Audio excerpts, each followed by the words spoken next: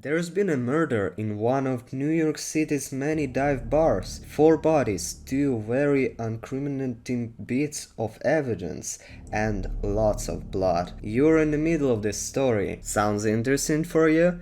Then watch this review from us on recently released game Serial Cleaners, and who knows, maybe by the end of this video you will be getting this game on your PC or consoles. But before we start review, I would like to ask you to subscribe and press notification bell on our channel if you're still not, and let's go. Serial Cleaners is a stylish 2D stealth action game where you clean up crime scenes without getting caught, where the original offers a more traditional top-down view where you're avoiding cops' attention by dodging cones of vision. Serial Cleaners sprinkles different chapters and abilities into the mix, alongside a visual revamp that ups more than just the aesthetics. Serial Cleaners takes place on New Year's Eve in 1999 as 4 cleaners meet up and reminisce about some of their best jobs of the decade. Through each of the game's 6 chapters, we swap between the 4 in any order as they share stories, with the narrative occasionally focusing on one of them for more backstory. The main hook of Serial Cleaners is that whoever was here before you already had all of the gory fun, leaving you to sneak around and clean up after them by wrapping up bodies, whipping down pools of blood, and getting rid of any stray limbs dotted around the place. You're essentially the person who slips into the club after the player guns everyone down in Hotline Miami. The game's characters are an interesting enough bunch whose disposal missions carry different contexts depending on their background. Bob can't seem to escape from the mob and its cocaine-filled parties, no matter how much it matters to his ailing mom, while Viper keeps tabs on crime through her secretive online channels and races to hide their mess. Sometimes it's a bit difficult to keep up with what's actually going on, especially as most context is displayed in a brief paragraph at the bottom of the loading screen and isn't explained in detail in person, not to mention that you're bouncing between 4 different folks on a regular basis. Yet,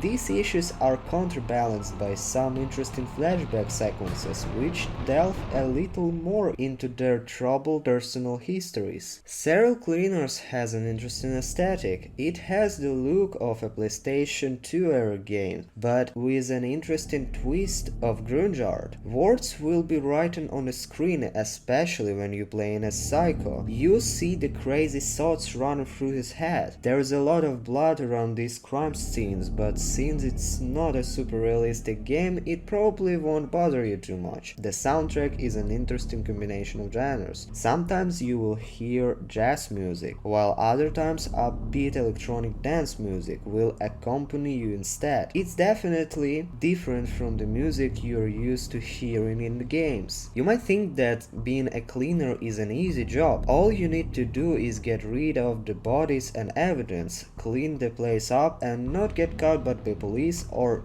security guards around. Well, completing this task is a bit harder than you may think. A lot of things you do make noise. Running around or trying to use your vacuum is sure to attract the attention of anyone nearby, though luckily the police seem incredibly dumb sometimes. I was able to vacuum up blood when they were in the same room, but not beside me, or walk right past them carrying a wrapped up dead body. This will depend on how observant you are and if you have timed your movements accordingly to how they all move. All the police are on a pattern that they will follow unless they're interrupted by a loud noise. Getting past them requires a lot of patience as you sit there waiting for a perfect time to make your move. If you're feeling brave, you can try to run in and out as fast as possible. Just realize that if cops see you, they will chase after you. Though for a short amount of time until they get impatient and shoot you. If you're caught, you will have to start the mission over again from your last save. When you're dumping bodies or evidence into the trunk of your car, you can save your game by going to the driver's door. Saving is especially useful so that you do not need to restart the whole mission and have to retrieve the bodies and clean again. The 4 different cleaners give this sequel an edge over its predecessor,